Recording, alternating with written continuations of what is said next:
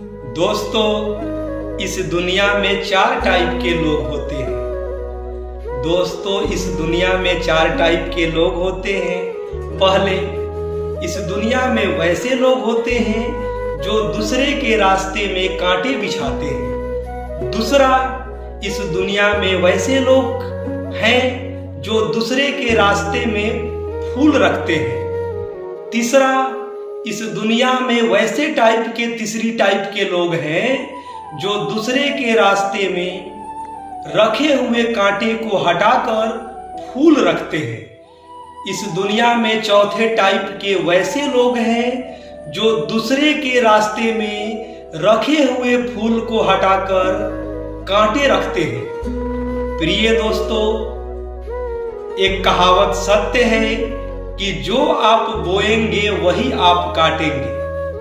दोस्तों, यदि आप किसी दूसरे की इज्जत करेंगे, उनका रिस्पेक्ट करेंगे, उनसे अच्छा व्यवहार करेंगे, उनसे ढंग से आप बातें करेंगे, तो आपको भी इज्जत मिलेगा।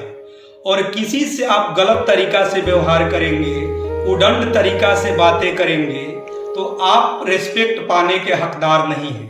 इसीलिए दोस्तों, आप जो बोएंगे वही आप काटेंगे। इसीलिए आप दूसरे की इज्जत करें, उनकी आदर करें, उनसे अच्छा व्यवहार करें, उनसे मीठी बातें करें, उनका रिस्पेक्ट करें, बड़ों की इज्जत करें, छोटों को प्यार दें और अपना संस्कार जो है, माता पिता का दिया हुआ संस्कार जो है, आपके साथ निरंतर रहना चाहिए।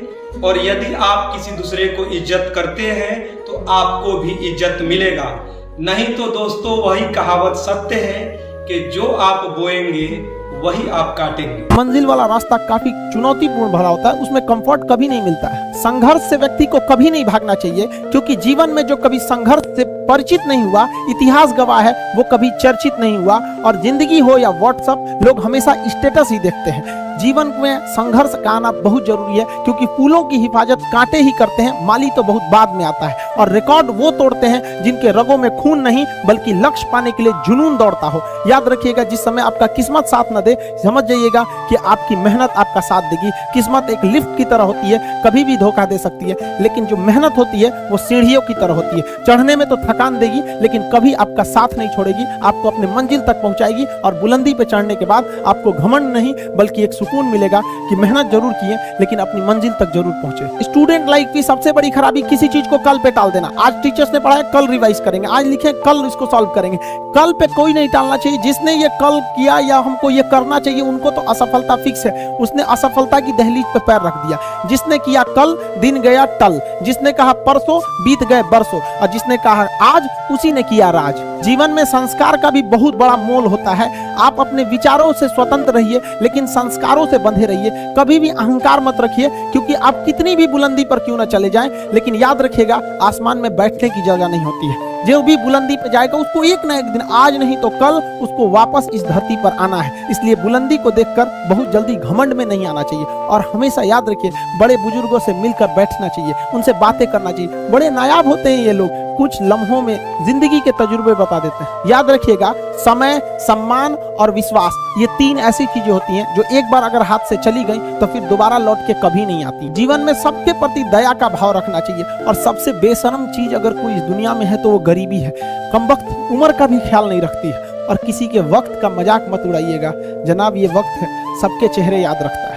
सबके प्रति दया और आदर की भावना रखिएगा। कभी जानवर मिले तो उनके लिए भी 2 रोटी निकाल लीजिएगा, क्योंकि जनाब, इन्हें नहीं पता है कि खाने के लिए पैसे देने पड़ते हैं। हम सब टीचर्स डे मनाते हैं, मदर डे, फादर डे, कई सारे डे को मनाते हैं। काश एक रोटी डे होता कि कम से कम उस दिन तो देश के गरीबों को भरपेट खाना मिल सकता था।